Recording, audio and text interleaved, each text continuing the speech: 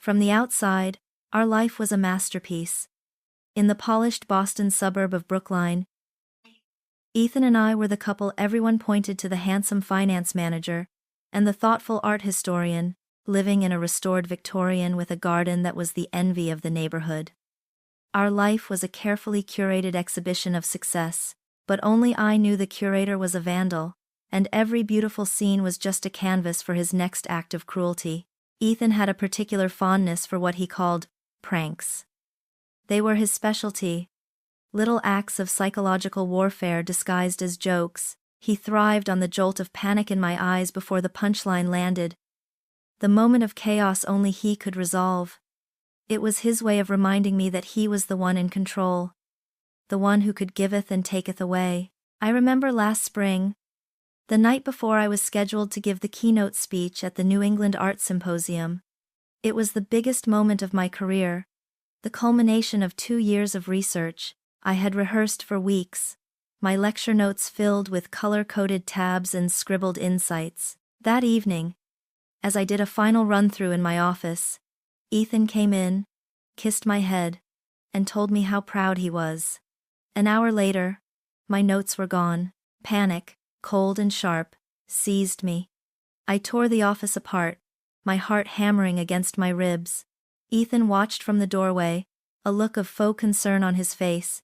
"Maybe you misplaced them, Claire," he'd said, his voice maddeningly calm. "You get so absent-minded when you're stressed." He helped me search, his hands always looking in the most obvious, useless places. By midnight, I was in tears, convinced my career was about to implode. That's when he pulled the neatly stacked pages from inside his own briefcase. "Found them," he announced with a brilliant smile. "They were on the kitchen counter." "You gotta be more careful, honey," he then added, with a wink. "Just wanted to loosen you up a bit. You were getting too tense." I felt sick, but I smiled and thanked him, because that's what I always did. So, when Ethan walked in 2 weeks ago, holding 2 first-class tickets to Rome, my first instinct wasn't joy, but suspicion. He'd been distant and irritable for a month, consumed by a high-stakes project at work. I had been walking on eggshells, carefully managing his moods. Now, here he was, presenting this grand gesture with a flourish. "A 10th anniversary surprise," he declared, his voice booming with performative generosity. "I know I've been difficult lately. This is my apology. 10 days in the Eternal City, just you and me. No work, no stress." He painted a beautiful picture. Moonlit walks past the Colosseum, private tours of the Vatican, dinners in hidden trattorias. It was the trip I had always dreamed of, the one I'd described to him years ago. He had remembered every detail.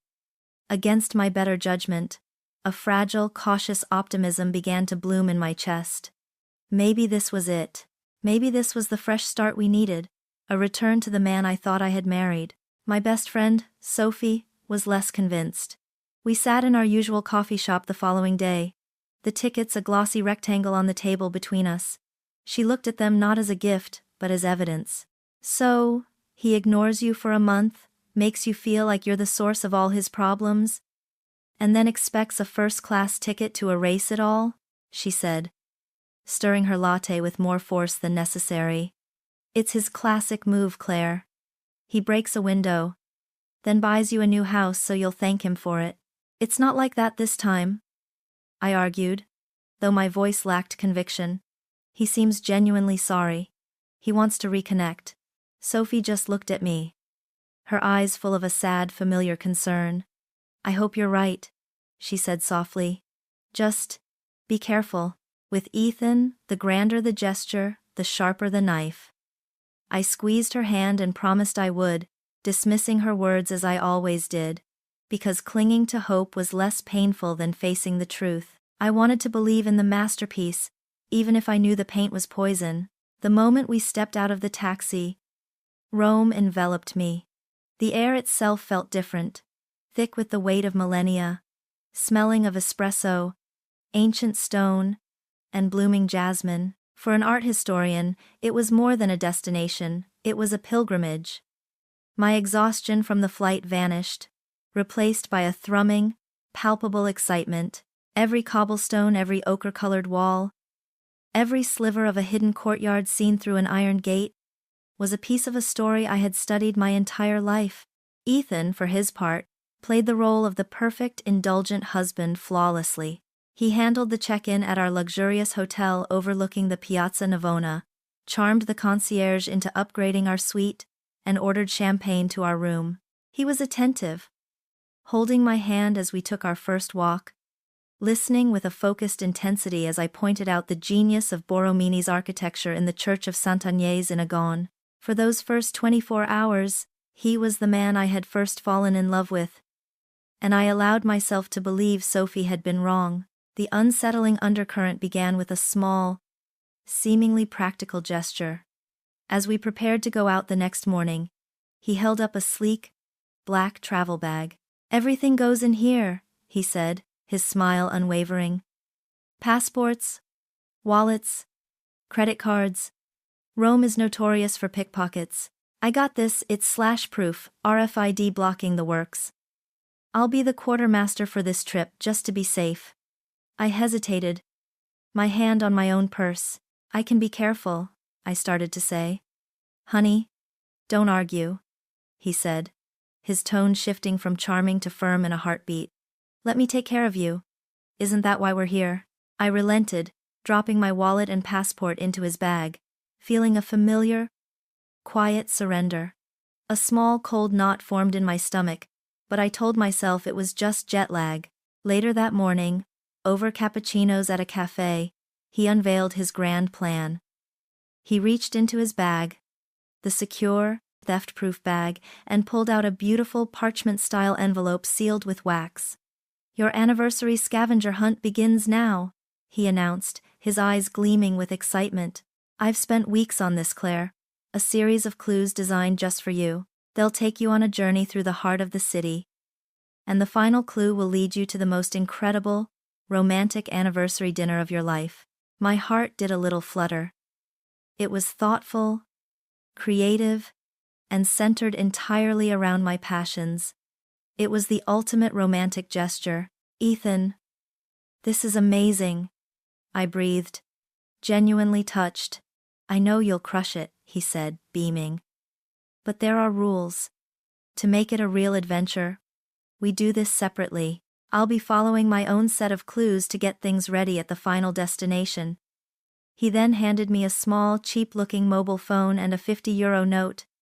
"This is your adventure kit. The phone only has one number in it. Mine.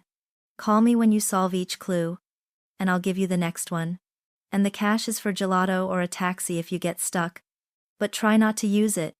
He laughed. "It's more of a challenge that way." It all sounded so whimsical, so romantic. I was so caught up in the performance that I didn't see the bars of the cage he was building around me. He slid the first envelope across the table. I broke the wax seal and unrolled the parchment.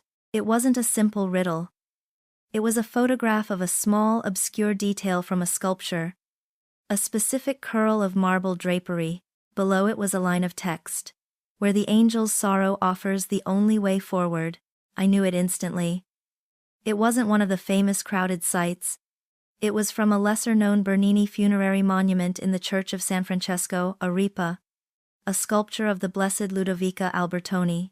The sorrow was the statue's expression of divine ecstasy, often misinterpreted as grief. The way forward referred to the street the church was on, a path leading deep into the Trastevere neighborhood. It was a brilliant, complex clue that only I, with my specific knowledge, could have solved so quickly. A genuine, warm smile spread across my face.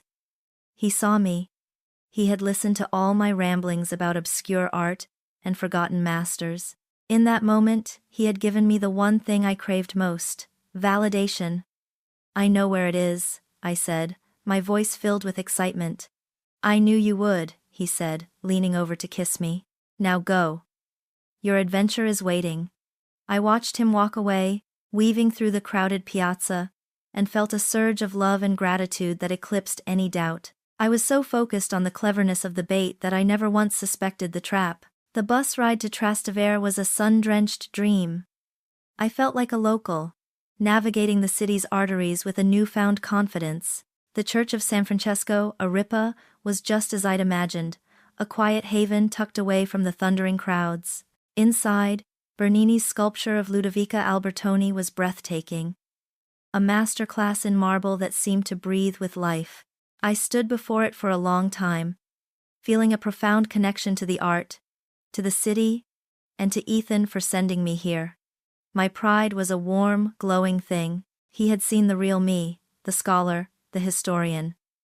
This entire day was a testament to our connection. Filled with a giddy sense of accomplishment, I stepped back out into the sun-drenched piazza, pulling the cheap burner phone from my pocket.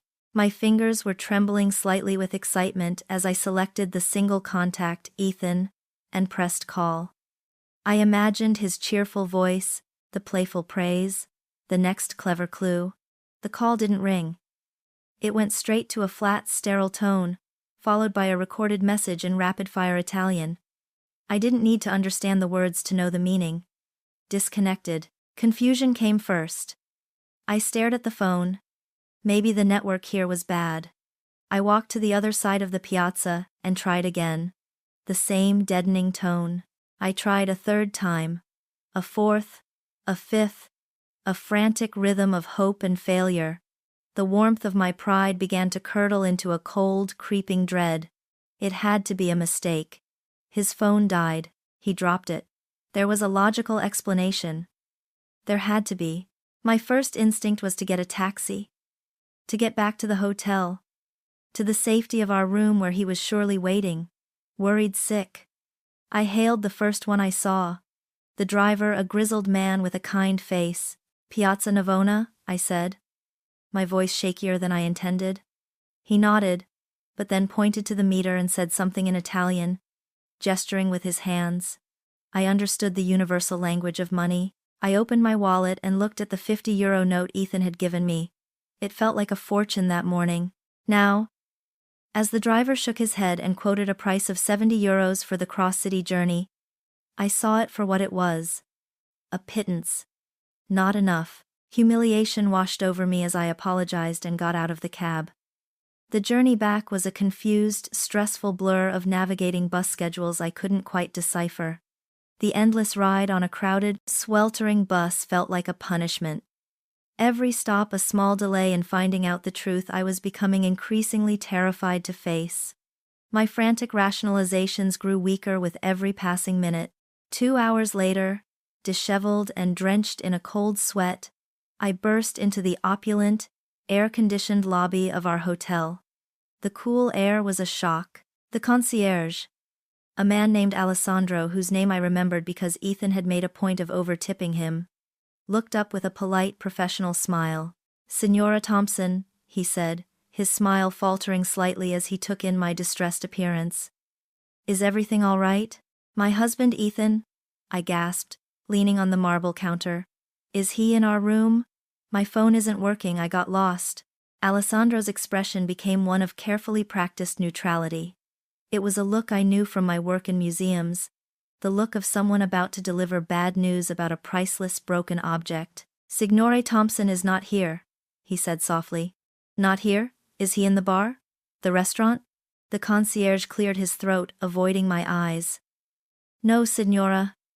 Mr. Thompson checked out this morning. About 3 hours ago." The words didn't compute. They were just sounds, hanging in the air. "Checked out? No. That's impossible. We're booked for the whole week. There's a mistake." "There is no mistake," he said, his voice now laced with pity. "He settled the bill for your one-night stay, and the remainder of the booking was cancelled. The charges have been reversed from his credit card." My blood ran cold. Cancelled. Reversed. The finality of the words was absolute. This wasn't a mistake. This was an action. Deliberate. Alessandro then reached under the counter and produced a familiar, crisp white envelope, the same kind Ethan had used for the first clue. My name was written on the front in his sharp, decisive handwriting. My hands shook as I took it. I tore it open, my fingers clumsy. Inside, a single sheet of hotel stationery. The note was short, written in the same breezy, carefree tone he always used after a prank. Pranked ya? Gotcha good? Figured you could use some character building. See you back in Boston in a week. Try to survive. The lobby seemed to tilt. The concierge's face blurred. The ornate chandeliers swam above me. The entire, beautiful, romantic trip, the scavenger hunt, the thoughtful clue, his concern for my safety, it was all an elaborate stage for this singular, devastating act of cruelty. I wasn't his partner. I was his punchline. And the joke was that he had left me, penniless and powerless, to rot in a city of strangers, 4,000 miles from home. I don't know how long I stood in that lobby, the cruel note clutched in my hand. The world had become a distant, muffled roar. Alessandro, the concierge, was speaking to me, his voice gentle, but I couldn't grasp the words. Someone, a kindly hotel guest, guided me to a chair. My body moved, but my mind was still back in that moment of reading, trapped in the loop of betrayal. Humiliation was a physical force, a hot, creeping flush that started in my chest and spread through my entire body. I was a fool, a spectacle, a punchline in a 5-star hotel. Somehow, I found myself outside on the street. Rome, which had seemed so magical an hour ago, now felt like an alien planet. The vibrant colors were garish. The cheerful chatter of tourists was a grating mockery. Every smiling couple was a personal insult. I was adrift in a sea of humanity, more alone than I had ever been in my life. No passport, no phone, no money, no home. Ethan hadn't just stranded me. He had erased me. My feet, acting on some primal instinct for survival, carried me towards the one place I could think of, the U.S. Embassy. The walk was a trek through a nightmare. The grand monuments I had dreamed of seeing, the Pantheon, the Trevi Fountain, loomed like monstrous judges. After what felt like hours, I stood before the imposing building, a fortress of American soil that promised safety. The reality was a soul-crushing lesson in bureaucracy. I waited in a long, slow-moving line, surrounded by other people in varying states of quiet desperation. When my turn finally came, I stood before a thick pane of glass, speaking to a tired-looking official who had clearly heard every possible sob story. I explained my situation, my voice cracking, the words tumbling out in a torrent of panic. He listened with a practiced patience, his expression unchanging. "Do you have a copy of your passport?" he asked, his voice flat. "No," I whispered. "My husband had it." "Any other form of U.S. government-issued photo ID? A driver's license? A state ID?" "No, he had my wallet. He had everything in his bag." The official sighed. A small, weary puff of air. "Did you file a police report? For what, my husband playing a prank?" The word tasted like ash in my mouth. He pushed a stack of forms through the slot at the bottom of the window. "You'll need to begin the process for a lost or stolen passport. We'll need a signed statement, proof of citizenship like a birth certificate, which we can help you obtain from the U.S. And you'll need new passport photos. The entire process, without any identification to verify, can take several weeks." Weeks. The word hit me like a physical blow. He wasn't offering a rescue. He was offering paperwork. There was no magic button to press, no emergency flight home. I was just another number in a queue, another problem to be processed. I stumbled away from the window, the useless forms in my hand, the last shred of hope for a quick escape gone. I was well and truly on my own. I ended up on a bench in the Villa Borghese Gardens, the manicured beauty of my surroundings, a stark contrast to the ragged chaos in my soul. I had nothing. Less than nothing. I was a ghost. I sat there as the sun began to set, watching families laugh and play, feeling a despair so profound it was almost peaceful. I finally understood what it meant to hit rock bottom. I was clutching the one possession I had left from the hotel, the art history book I'd been carrying when the day started. I traced the embossed title with my finger, and then a memory surfaced, faint at first, then sharp and clear. My mother's voice, from years ago, After a bad breakup in college. Always have your own way out, Claire. A little bit of money that no one but you knows about. Never give anyone complete control. It had been her mantra. My breath hitched. My fingers fumbled with the back cover of the thick hardcover book, prying at the cardboard lining. For years I had continued her habit, a secret ritual she had taught me. Tucked deep inside a slit I'd carefully made in the cover was a flat, cool rectangle, an emergency credit card. It was in my name only, linked to a small account I'd kept since college, with a limit of just $500. Pulling it out felt like an act of resurrection. It wasn't a fortune, but it was mine. It was a lifeline. It was proof that somewhere, buried deep beneath the compliant wife I had become, a part of me had listened to my mother. A part of me had been preparing for this exact moment. With this tiny flicker of power restored, my mind started to work again. I couldn't afford a hotel, but I remembered reading about convents in Rome that offered simple, safe lodging for women. My Italian was clumsy, but I managed to ask for directions from a street vendor. He pointed me toward a quiet, unassuming part of the city. The door was a heavy, ancient wood. A small, smiling nun with kind eyes let me in. She didn't ask questions. She simply saw a woman in distress and showed me to a small, spare room. I paid for 2 nights in cash, which I took from a nearby ATM. The transaction, the simple act of using my own card to secure my own shelter, was the most empowering thing I had done in a decade. The room was Spartan, a narrow bed, a small wooden desk, a crucifix on the plaster wall. As darkness fell over Rome, I sat on the edge of the stiff mattress, and finally, the dam of my composure broke. I wept. I wept for the humiliation, for the fear, for the 10 years I had dedicated to a man who saw me as a plaything. The ghosts of all his other pranks filled the small room, the lecture notes, the time he'd jokingly told my entire family I was pregnant, the 100 other small cruelties I had absorbed and excused. But as the hours passed, the weeping changed. The hot tears of grief turned into the scalding tears of rage. My sobs weren't for my lost husband anymore. They were for me, for the intelligent, capable woman I had allowed to be diminished, for the countless times I had shrunk myself to make him feel bigger. Sometime before dawn, the tears stopped. The rage cooled, and what was left was not despair, but something hard, clear, and cold as steel. Resolve. I looked out the small window at the sliver of a sleeping city.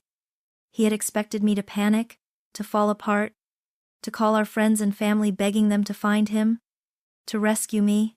He was sitting back in Boston, waiting for the story of his wife's frantic, helpless ordeal to unfold the grand finale of his prank.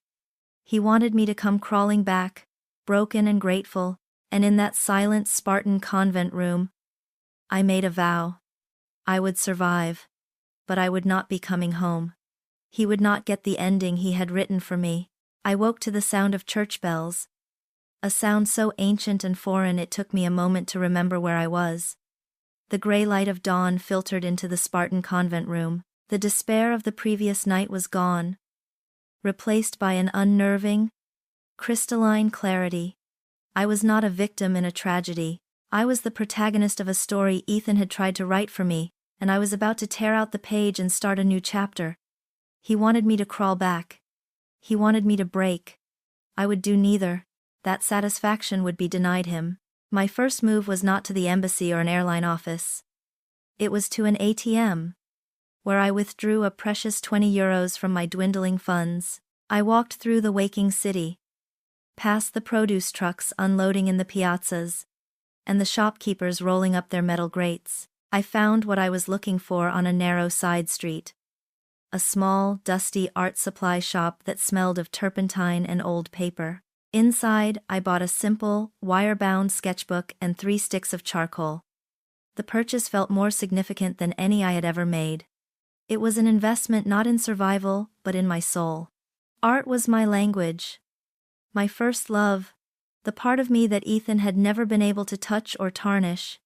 In this moment of utter crisis, it was my only comfort and my only weapon. I didn't go to one of the grand, tourist-choked squares.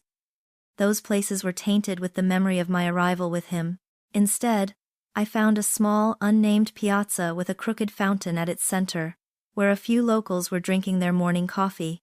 I sat on the stone steps of the fountain, opened the fresh, clean sketchbook and began to draw. I didn't draw the grand architecture, I drew the details. The intricate pattern of a wrought iron balcony, the way a vine snaked up a crumbling plaster wall, the weary but proud face of an old man reading his newspaper.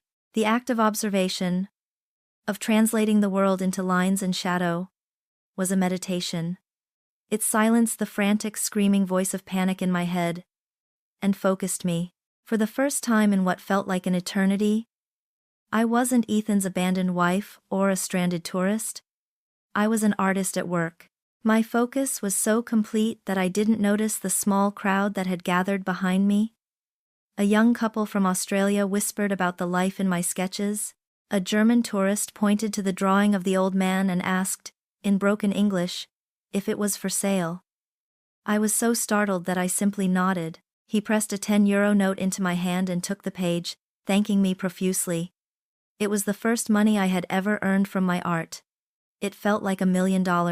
Across the piazza was a small bakery, a panificio, with a faded green and white striped awning. From behind the counter, an elderly woman with sharp, intelligent eyes and flour dusting her apron had been watching me. She was stout, with her gray hair pulled back in a tight bun, and she moved with the efficiency of someone who had worked in the same spot for 50 years. Seeing my obvious distress, even after the small victory of the sale, she wiped her hands on her apron and bustled across the cobblestones. She stopped in front of me, looked down at my sketchbook, and then met my eyes. She said something in soft, musical Italian that I didn't understand, but the meaning was clear in her expression. She then pointed to her bakery and then to me, miming the act of drinking coffee. My eyes filled with tears. This simple, unsolicited act of kindness from a complete stranger was more overwhelming than all the cruelty I had endured. I nodded, unable to speak, and followed her back to her shop. The air inside was warm and heavenly, thick with the smell of yeast and sugar. She sat me at a tiny table, placed a steaming cappuccino and a flaky, cream-filled pastry in front of me, and refused to take any payment. Her name was Signora Sofia. We communicated with a clumsy mix of my broken high school Italian and her handful of English words, supplemented with a great deal of pointing and smiling. I didn't tell her my whole story, only that I was an artist and had found myself in some trouble. She just nodded, her gaze full of a wisdom that needed no translation. She looked through my sketchbook, her calloused fingers surprisingly gentle as they turned the pages. She would pause on a drawing, murmur "Bella," and pat my hand. When I was finished, she took 2 of my best sketches, one of the fountain and one of the old man's friend who had since joined him, and carefully taped them to the inside of her bakery's front window. She then took a small piece of cardboard, wrote 15 euros on it with a marker, and propped it next to them. She looked at me and smiled, a genuine crinkle-eyed smile. "You draw," she said, pointing at me, then pointing at the empty space on the fountain steps. "I sell." It wasn't a solution to my passport problem or my lack of a plane ticket home. But it was something more important. It was a foothold. It was a purpose. It was a stranger looking at me and seeing not a pathetic victim, but a person with a talent worth sharing. In the warm, fragrant sanctuary of that small Roman bakery, Ethan's cruel prank had given birth to its unintended consequence. A tiny, defiant spark of a new beginning. The next day was a repeat of the first, but with a thin, fragile layer of routine laid over the chaos. I sat on my designated step by the fountain, the sketchbook in my lap, and drew. Signora Sofia, my self-appointed guardian and agent, would bring me a bottle of cool water at noon and wave from her doorway. I sold 2 more small sketches, enough for another night at the convent, and a simple dinner of bread and cheese. I was living hour to hour, my existence pared down to its essentials, art and survival. It was late in the afternoon, when the Roman sun turns everything to gold, that I first saw him. He wasn't a tourist. He moved with the easy, confident stride of a man who owned the cobblestones he walked on. He was tall and lean, dressed in a simple but impeccably tailored linen shirt and dark trousers. His dark hair was a little unruly, and he had the kind of intense, focused eyes that seemed to take in everything at once. He bypassed the cafes and headed straight for Sophia's bakery. I watched as he greeted her with a familiar warmth, kissing her on both cheeks. Oh, a local, a friend. Then he saw the drawing in the window. It was a sketch I'd done that morning of the Fontana delle Tartarughe, one of my favorite hidden gems in the city. He stopped, his head tilted. From across the piazza, I saw his intense gaze soften with what looked like genuine appreciation. He said something to Sophia. Pointing at the sketch, she beamed with a proprietary pride, then turned and pointed a flour-dusted finger directly at me. My heart gave a nervous little leap. The man looked over, his eyes meeting mine across the square. He held my gaze for a moment, a look of frank curiosity on his face, before giving Sophia a crisp €20 note, taking the sketch, and walking out of the bakery. He didn't come over immediately. Instead, he stood for a moment, looking at the drawing in his hands, then back at me, as if weighing a decision. Finally, he crossed the piazza, his steps unhurried and deliberate. "This is your work?"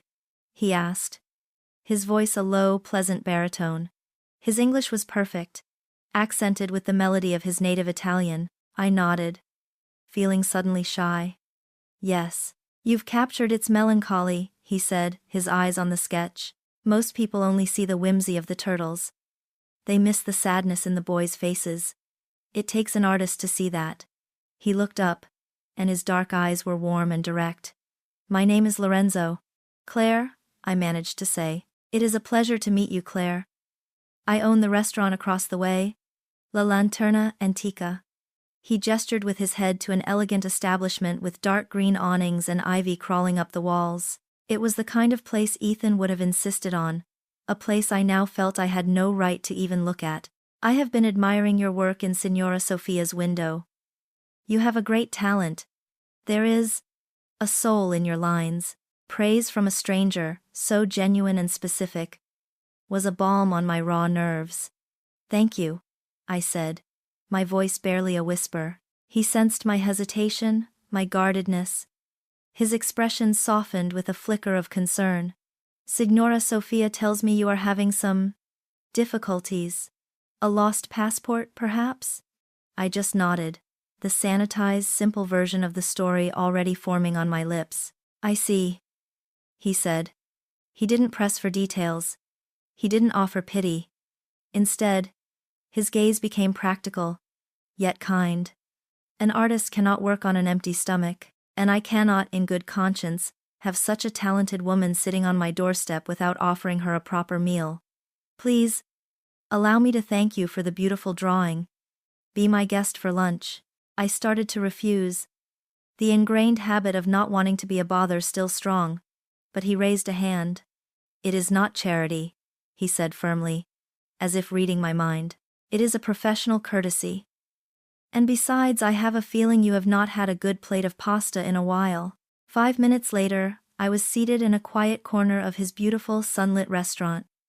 It was an oasis of calm, with white tablecloths, gleaming silverware, and the quiet hum of satisfied patrons. It felt like a world away from the convent and the fountain steps. Lorenzo didn't give me a menu. He simply disappeared into the kitchen and returned with a plate of handmade tagliatelle, tossed in a simple sauce of fresh cherry tomatoes and basil. It was the most delicious thing I had ever tasted. As I ate, I told him the story I had prepared. My bag was stolen on the first day. Passport, wallet, phone, everything. The embassy was being slow, and I was just trying to make a little money to get by until they could issue new documents. It was all true, yet it was the biggest lie I had ever told, because it omitted the most important detail. The thief was my own husband. Lorenzo listened, his elbows on the table, his chin resting on his hands. He didn't interrupt. He didn't offer facile solutions or expressions of sympathy. He just listened, his dark eyes watching me with an unnerving intensity, as if he could see the parts of the story I was leaving out. When I finished, he was silent for a long moment. I braced myself for the pity, for the awkward offer of a loan. Instead, he leaned back in his chair and looked out the window towards the ancient city beyond. "Rome is not always a gentle city," he said, his voice quiet but firm. "She is old and sometimes cruel. She has a way of stripping you down to nothing, of showing you exactly who you are when all the comforts are gone." He turned his gaze back to me, and there was no pity in it, only a profound, surprising understanding. "But she also has a way of rewarding those who pass her tests, those who refuse to break." Lorenzo's words hung in the quiet air of the restaurant, a profound statement that seemed to reframe my entire ordeal. He saw it not as a personal failure, but as a crucible, a test. He then pushed his chair back, the spell broken, his demeanor shifting from philosophical to practical. "Come," he said, a new energy in his voice. "I want to show you something." He led me through the main dining room to a set of heavy wooden doors at the back. He pushed them open, revealing a beautiful, intimate space with a long table at its center, capable of seating 20, but the walls, painted a bland, neutral beige, were completely bare. "This is my private dining room, the sala privata," he explained, his voice echoing slightly in the empty space. "It is where I host my most important guests, where I test my most ambitious menus. But it has no story, it has no soul." He swept his arm around the room. "I want to change that. I am looking for something unique, not just decoration." He began to pace, his passion ignited.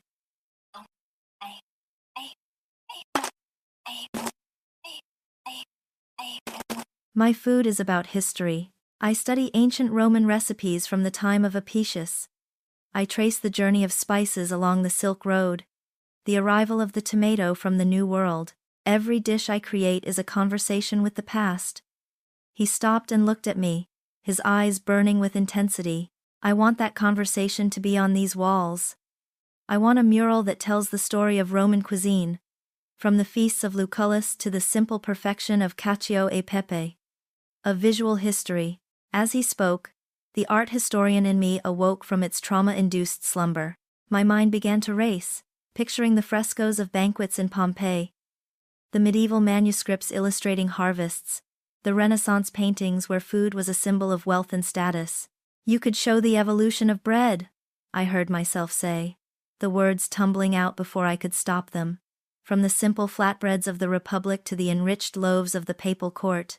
Or the journey of pasta, the legends of Marco Polo versus the Etruscan tombs." I trailed off, embarrassed by my own sudden enthusiasm, but Lorenzo was smiling. A wide, genuine smile of pure delight. "Exactly," he exclaimed, pointing at me. "You see it. You understand. The story is already in your head." He took a deep breath, his expression turning serious. "I have been looking for an artist for 6 months. I've met a dozen. They all want to paint pretty pictures of grapes and wine bottles. They don't understand the history, the narrative." He paused, holding my gaze. "I want you to do it, Claire. I want you to paint the story on these walls." The air left my lungs. I stared at him, certain I had misunderstood. "Me?" I said, the word a squeak. "Lorenzo, you've only seen a few of my charcoal sketches. I'm not a muralist. I don't have paints, supplies. I don't even know how long I'll be.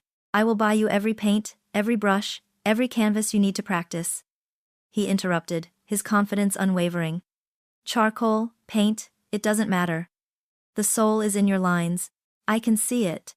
As for how long you will be here, this is a major commission. It will take time. It is a legitimate reason for you to be in Rome. Something you can show to your embassy." He saw the fear and doubt warring on my face. The voice of Ethan was in my ear, whispering how I was just a hobbyist, how I would fail. Lorenzo seemed to hear it too. "Listen to me," he said, his voice softening. "This is a risk for me, yes. My reputation is tied to this restaurant, but my gut, my instinct, tells me you are the right person. In my business, I have learned to trust my gut above all else. He named a price for the commission that made my head spin. It was more money than I had made in the last 2 years of my part-time university lecturing. He said he would give me a quarter of it up front, as an advance, enough to find a small apartment, to live, to breathe. The offer was more than a lifeline. It was a whole new ship. It was payment, which meant independence. It was a purpose, which meant a reason to get out of bed every morning. It was a project, which meant a future. It was a stranger looking at the broken pieces of my life and seeing not a mess, but a masterpiece waiting to be created. Tears welled in my eyes, but for the first time in days, they were not tears of pain or fear. They were tears of overwhelming, shocking gratitude. Yes, I said, my voice thick with emotion. Okay, Lorenzo, yes. For the first time since Ethan had walked away from me in that crowded piazza, I felt a sense of agency, of hope. I wasn't just a survivor anymore. I was a commissioned artist. My life began to revolve around the rhythms of La Lanterna Antica. I would arrive in the late morning, after the delivery trucks had come and gone, and work on my preliminary sketches at a small table in the corner of the main dining room. The staff, at first curious and distant, slowly began to accept me. The gruff head waiter, Massimo, would bring me coffee without me asking. The young pastry chef, Isabella, would bring me small, experimental desserts to try. They saw my work progressing, the walls of my notebook filling with vibrant, historical scenes, and their curiosity turned to respect. I spent my evenings in the Sala Privata after the last guests had left, surrounded by the ghosts of the day's service, the smell of garlic and wine, the clatter of dishes from the kitchen, the easy camaraderie of the staff as they shared a late-night meal. Lorenzo was a constant, supportive presence. He never hovered, but he was always there, bringing me a glass of wine, asking intelligent questions about my concepts, or just sitting in silence at the far end of the room, doing paperwork while I worked. He treated me not as a project or a charity case, but as a colleague, an equal. In the warm, creative, and respectful world of his restaurant, I wasn't just working on a mural. I was rebuilding myself, one brushstroke at a time. The next month was a blur of charcoal dust, the smell of linseed oil, and the taste of late-night espressos. I lived and breathed the mural. The beige walls of the Sala Privata became my world, a canvas onto which I poured everything I had. I painted the story of Roman food with a fervor born of desperation and newfound purpose. I depicted the simple, communal meals of the Etruscans, the opulent, spice-laden banquets of the Empire, the sparse but sacred bread of the early Christians, and the vibrant, tomato-rich dishes of the modern age. Every figure, every loaf of bread, every glistening fish was imbued with the pain, resilience, and burgeoning love I felt for the city that had broken me open, and was now putting me back together, stronger than before. My relationship with Lorenzo evolved as naturally as the scenes on the wall. Our late-night work sessions bled into conversations about art, history, and life. He would close the restaurant, pour 2 glasses of wine, and simply sit with me, watching, talking. He spoke of his childhood in Umbria, of learning to cook at his grandmother's side. I, in turn, spoke of my passion for art, for the stories hidden in plain sight. I didn't tell him the full truth about Ethan, the shame was still too raw, but I spoke of a marriage that had withered, of feeling unseen and unappreciated. He never pushed for more, but listened with a quiet, compassionate intensity that made me feel safe for the first time in years. On my rare days off, he became my guide to a secret Rome. He took me to the underground ruins of a Mithraic temple, its strange bull-slaying iconography hidden beneath the foundations of a basilica. He introduced me to an elderly artisan who still made mosaics using ancient Roman techniques. He showed me the view from the Janiculum Hill at sunrise. The entire city spread before us like a promise. With him, I wasn't a tourist seeing the sights. I was an explorer discovering the city's soul. With the advance Lorenzo had given me, I moved out of the convent and into a small but charming apartment near the Tiber. It had a tiny wisteria-draped balcony, A bedroom just big enough for a bed and a desk, and a temperamental hot water heater. It was the first space that was truly, completely mine. And I cherished it. I enrolled in an intensive Italian language school. The challenging grammar and vocabulary, a welcome distraction. Every new phrase I mastered was another brick in the foundation of my new life. The night I put the final brushstroke on the mural, Lorenzo stood beside me in the silent, finished room. The walls were alive, a vibrant, sweeping narrative of history and flavor.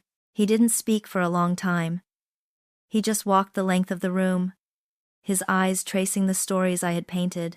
When he finally turned to me, his dark eyes were shining with an emotion that went far beyond professional appreciation.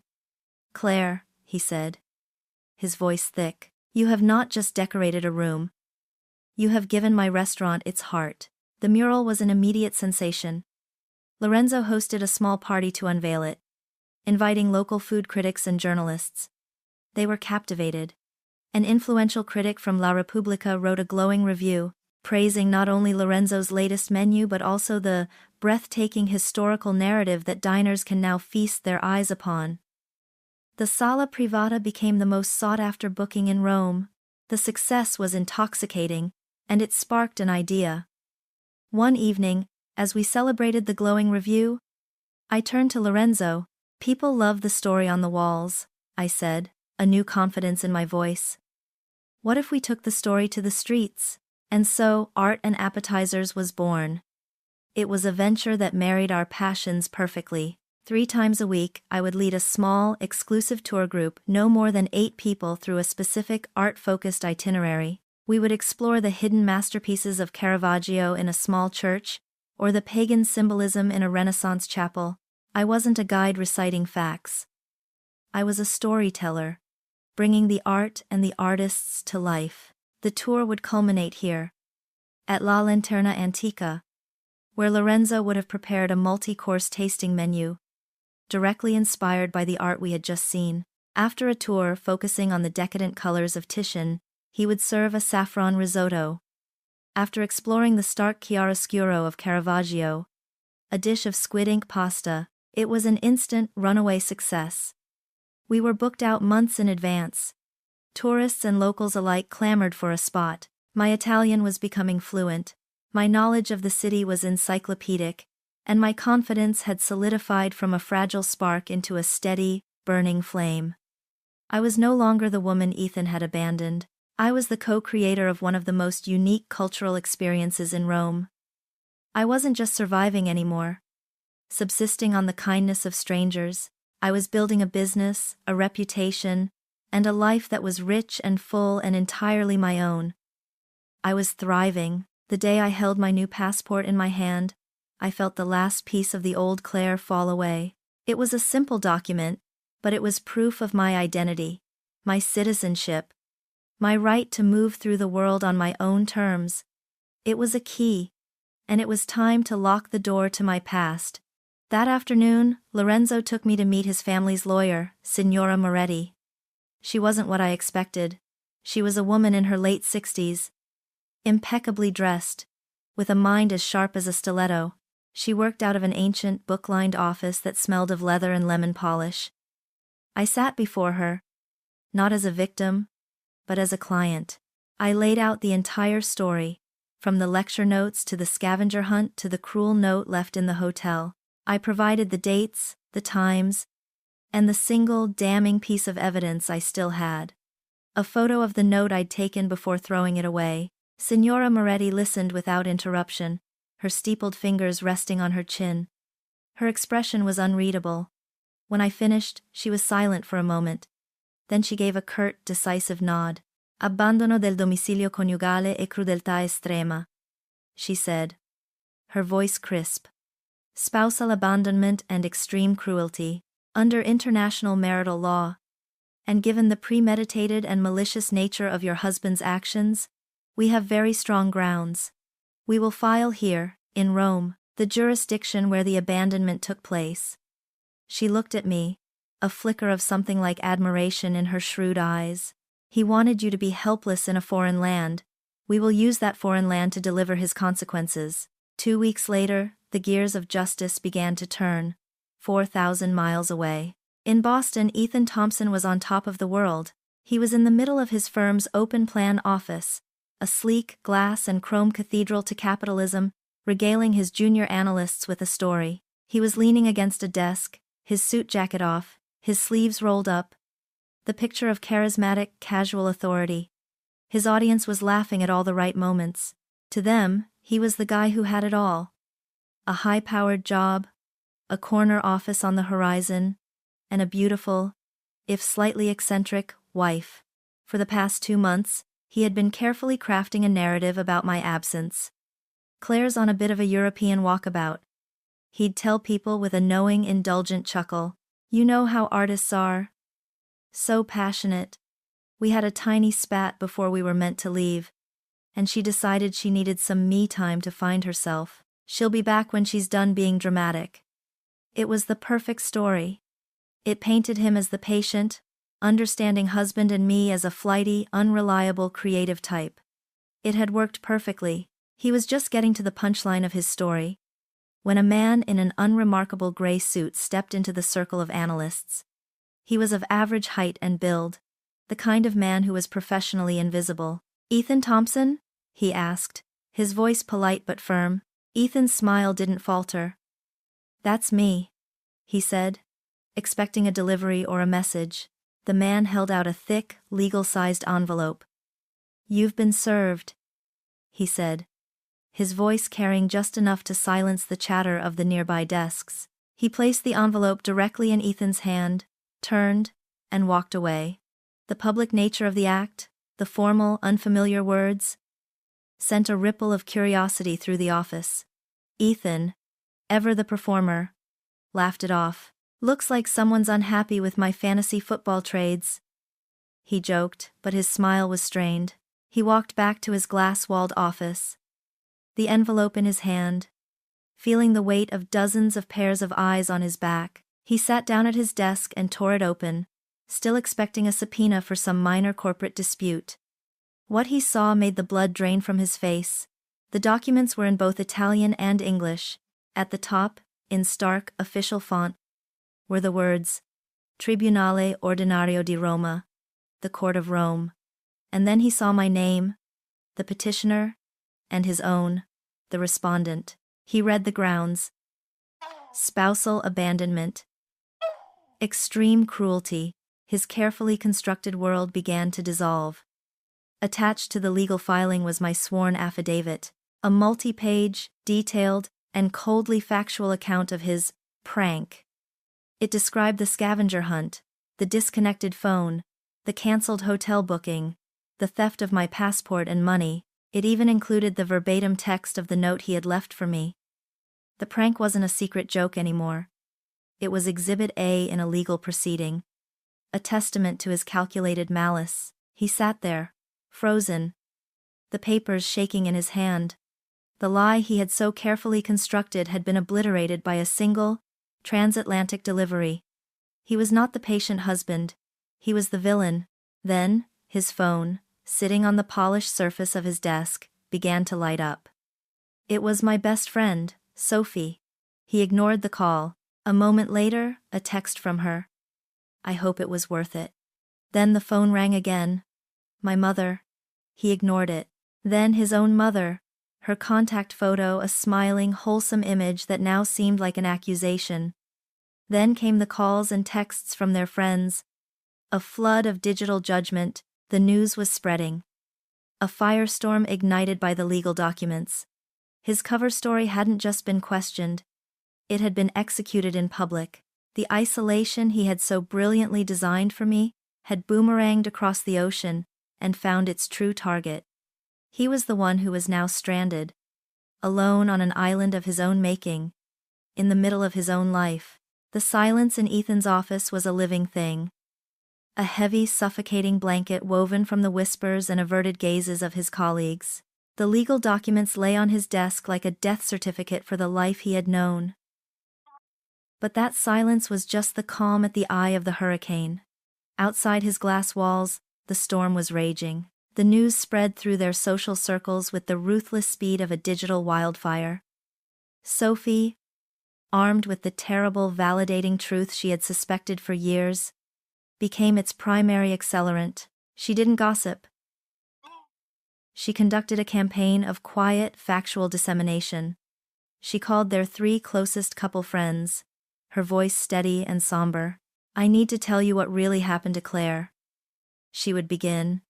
And then she would lay out the facts of the prank with devastating precision. The story was so monstrous, so far beyond the pale, that it was instantly believed. There was no defending it. Condemnation was universal and swift. Phones buzzed across Boston, a web of interconnected shock and disgust. Ethan was no longer the charming rogue. He was a sociopath. He was a monster who had committed an act of unimaginable cruelty against his own wife. The indulgent chuckles that used to follow his stories of edgy humor were replaced with horrified silence. He had fundamentally misjudged his audience. His friends weren't cruel people. They had just been fooled by a cruel man. Now that the mask was off, they recoiled in unison. The professional fallout was just as brutal. The next morning, he was summoned to the office of his boss, Mr. Davies, a senior partner whose public image was built on integrity and family values. Davies' wife was the chairperson of a prominent Boston charity for abused women. When Ethan walked in, Davies didn't ask him to sit. He stood by the window, his back to Ethan, looking out over the city. "I received a call from my wife last night," Davies said, his voice dangerously calm. "She's on the board of a museum Claire sometimes consults for. She heard a story, Ethan. A story about Rome." He turned around, his face a mask of cold fury. "Tell me it's not true." Ethan opened his mouth, a dozen pathetic excuses dying on his lips. He saw in his boss's eyes that the truth was already set in stone. "It was a joke," he stammered, "a stupid, misguided prank that went wrong." "A prank," Davies repeated, the word dripping with contempt. "You abandon your wife in a foreign country, penniless and without a passport, and you call it a prank. This firm's reputation is built on trust. Our clients trust us with their life savings. How can I trust a man with our clients' money who treats his own family with such sociopathic disregard?" The promotion Ethan had been celebrating for months was officially given to a rival that afternoon. He was removed from the lucrative Henderson account, his flagship project. His new assignment was to conduct an internal review of past compliance protocols. It was a corporate Siberian salt mine, a meaningless, dead-end task designed to keep him out of sight and out of trouble until he had the decency to resign. His authority vanished overnight. Junior analysts who once hung on his every word now barely made eye contact. He was a ghost in his own office. His social life evaporated. The invitation to an upcoming wedding was rescinded via a terse, awkward email from the groom. The group chat for his weekly golf game went silent, and he discovered he had been quietly removed. Even his own family was appalled. His mother, after a tearful phone call with Claire's parents, called him, her voice trembling with shame. "I didn't raise you to be a cruel man, Ethan," she had cried. "I don't even know who you are." He was utterly alone, trapped in the beautiful Victorian house that now felt like a mausoleum. Every room was filled with the ghost of the woman he had discarded, and in his isolation, his confusion curdled into a desperate, narcissistic rage. He began to write emails to Claire. The first ones were furious, laced with vitriol and blame. "How dare you do this to me? You've destroyed my career, my reputation, all because you can't take a joke. You are the most selfish, vindictive person I have ever known. You're ruining my life." When rage didn't work, he turned to pathetic, cloying pleas. "Claire, baby, please talk to me. I can't sleep. I can't eat. I know I messed up. It was a stupid, stupid mistake. But I only did it because I was so stressed and I love you so much. I miss you. Please don't throw away 10 years of marriage over this." And when that failed, he resorted to gaslighting. His final, most familiar weapon. "Honestly, I think you're overreacting. It was a misunderstanding. If you weren't so sensitive, we could have just laughed about this. I'm willing to forgive you for embarrassing me like this, if you're willing to be reasonable, and come home so we can fix this. He would send them into the digital void, waiting, praying for a response. What he didn't know was that in Rome, Claire wasn't even seeing them. Following Signora Moretti's advice, she had set up a filter on her email account. Every desperate, manipulative message he sent was automatically, silently forwarded to a folder labeled Evidence. A folder her lawyer had full access to. He was screaming into a void. And every pathetic, self-pitying word was just another nail in his own coffin. 4 months later, the Victorian house in Brookline was no longer a home, it was a tomb. Ethan had been forced to resign from his job 2 weeks after the papers were served. His presence a toxic liability the firm could no longer afford. He now spent his days wandering the silent, empty rooms, the ghosts of a life he'd torched for a laugh, his only company. His desperate emails to me had gone unanswered, his pleas and threats vanishing into a digital abyss. He was a man adrift, stripped of his career, his friends, and his carefully constructed image. In the depths of his self-pity, a final, grandiose plan was born. He still believed, with the unshakable conviction of a true narcissist, that this was all a dramatic misunderstanding. He thought of me not as a woman who had moved on, but as his wife, staging an elaborate protest. He convinced himself that a single, powerful gesture was all it would take to shatter my resolve and bring me home. He would fly to Rome, surprise me, and the sheer force of his presence, his apology, his love, would rewind the clock. He booked a one-way ticket, still believing he was the hero of the story, coming to rescue the damsel from her self-imposed distress. Finding me was easier and, for him, more jarring than he had anticipated. There was no need for private detectives. A simple Google search of my name and Rome brought him to a sleek, professional website. Art and Appetizers, the banner read. An unforgettable journey into the heart of Roman art and cuisine. There were dozens of glowing reviews on travel sites, praising the brilliant insights of the tour guide, Claire Thompson. There were photos of me, smiling, surrounded by a rapt tour group. He stared at the images, a cold unease creeping into his heart. The woman in the photos looked happy, thriving. This was not the narrative he had written. He booked a tour under a false name. The confirmation email was prompt, polite, and professional. It told him the meeting point for the Caravaggio in Context tour, the steps of the Basilica di Sant'Agostino. He didn't join the group. Instead, he lurked, hiding behind a marble column like a common criminal. He watched as the small, exclusive group gathered. And then, he saw me. The sight was a physical shock. A punch to the gut that left him breathless. It was me, but it wasn't. The woman he remembered was cautious, her posture often subtly deferential to him. This woman stood tall, her shoulders back, her gestures open and confident. She was dressed in a simple but elegant linen dress, her face alive with a passion he had only ever seen her display for dusty old books. She greeted her tour group, her voice clear and carrying, effortlessly switching from fluent, laughing Italian with one couple to witty, articulate English for the others. She wasn't just reciting facts.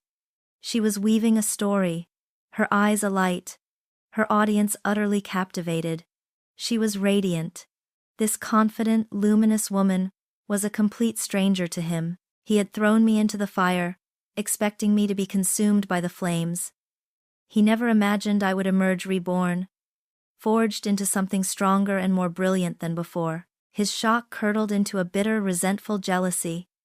As the tour moved on, he followed at a distance, a pathetic shadow tailing a sunbeam. He watched as I led the group into the church, his own masterpiece of abandonment, and held them spellbound with a passionate lecture on the raw, brutal humanity of Caravaggio. As I finished and the group began to disperse, another blow landed.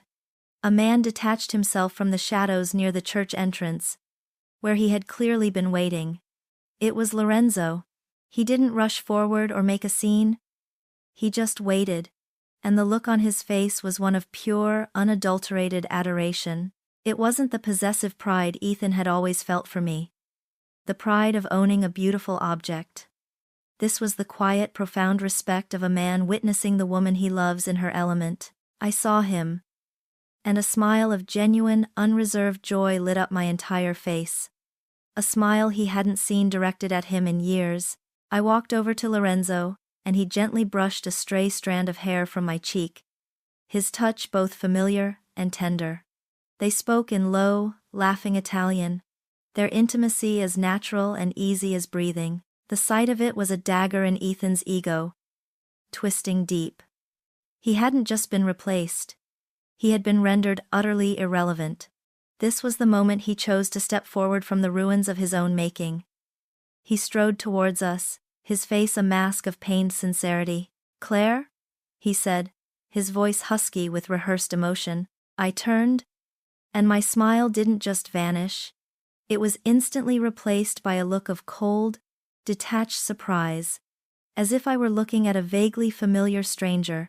He ignored Lorenzo completely, focusing his entire performance on me. He tried to take my arm, to pull me aside into our old, toxic bubble.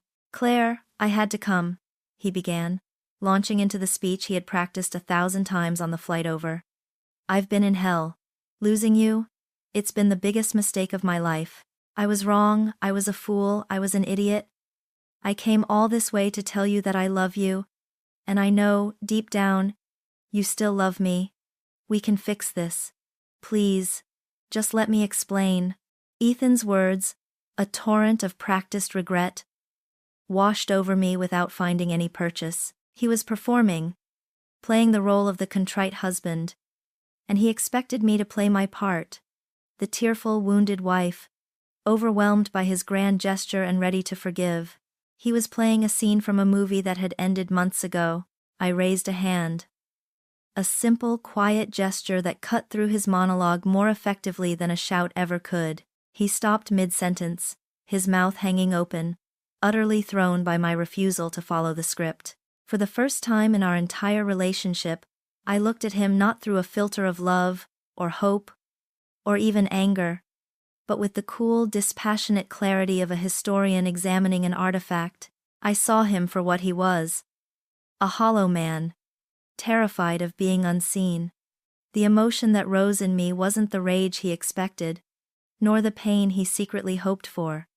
It was a profound, weary pity. "Please stop, Ethan," I said, my voice steady and calm, devoid of the emotion he craved. "It's embarrassing." His face, which had been a mask of pained sincerity, flickered with confusion. "Embarrassing? I flew 4,000 miles for you, Claire. I'm bearing my soul here." "No," I said, shaking my head slowly. "You're not, you're just looking for a stage. Your stage in Boston went dark. So you came here, expecting the theater to still be open." I took a step back, creating a space between us that felt as wide as the Atlantic.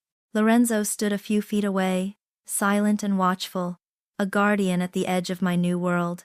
"You didn't come here because you love me, Ethan," I continued, my voice gaining a strength I didn't know I possessed. "You have never understood what Love Island love is, respect. Love is partnership. Love is not abandoning someone you claim to care about as the punchline to a joke." He flinched, the word joke hitting him like a stone. "It was a mistake. How many times do I have to say I'm sorry?"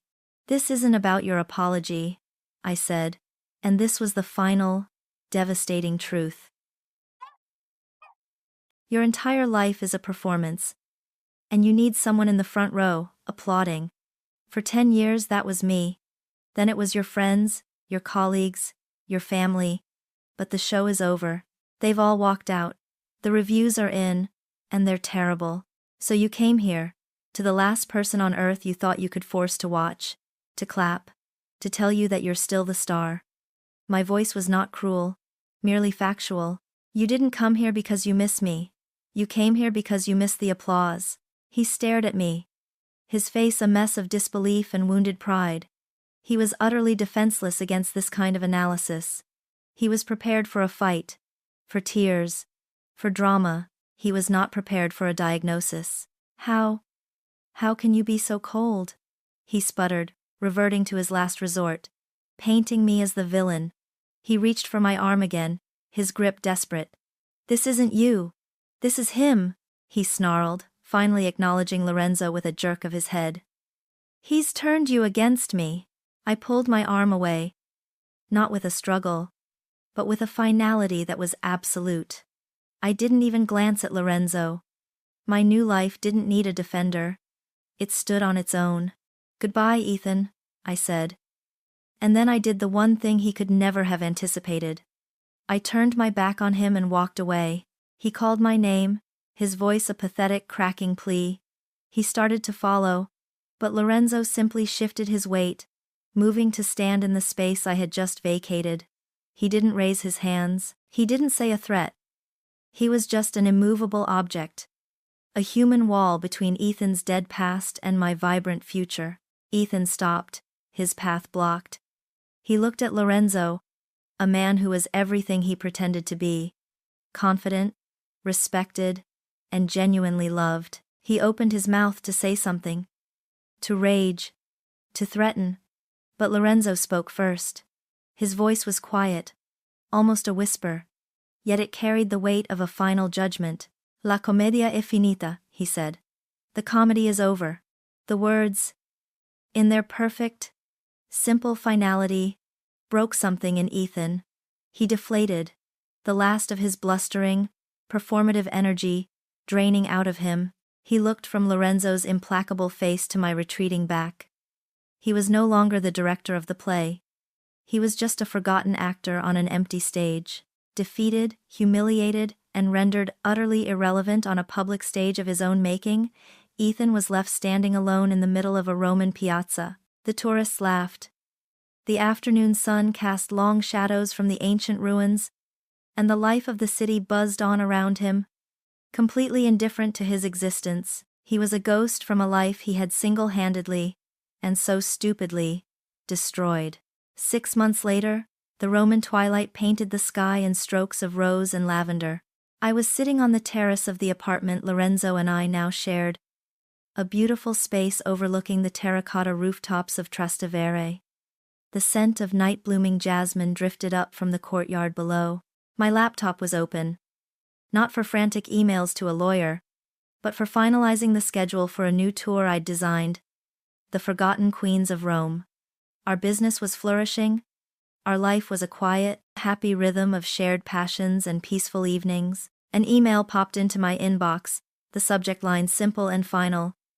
Sentenza definitiva, Moretti. The final judgment. My heart gave a calm, steady beat. I clicked it open. Signora Moretti's message was brief and professional. The divorce was finalized. Due to the overwhelming and meticulously documented evidence of spousal abandonment, as well as Ethan's clumsy last-ditch attempts to hide financial assets from the court, the judgment had been overwhelmingly in my favor. The court had awarded me the full, unencumbered title to our house in Brookline, and a staggering 70% of our marital assets.